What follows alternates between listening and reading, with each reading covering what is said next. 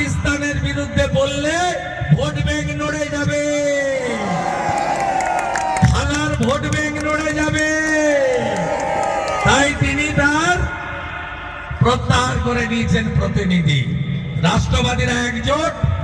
আমি যদি নন্দীগ্রামে 26% মুসলিম ভোট আছে, মমতা ব্যানার্জিকে হারাতে পারি, আপনারাও পারবেন।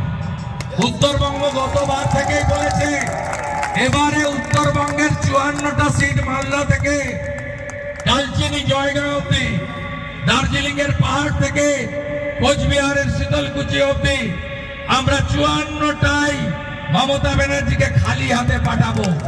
মমতা ব্যানার্জি উত্তরবঙ্গ বিরোধী, হ্যাঁ কি না বলুন। আর আমরা আলোচনা করেছি 22 তারিখে শিলিগুড়িতে তেরঙ্গা যাত্রায় আমি থাকবো। দীপক বর্মন আরো সবার সঙ্গে আলোচনা করছে। জুলাই মাসে উত্তরকন্যা অভিযান হবে। 3টি দাবিতে, উত্তরবঙ্গের নদী বাঁচাও, উত্তরবঙ্গের অরণ্য বাঁচাও, উত্তরবঙ্গের চা বাগান বাঁচাও।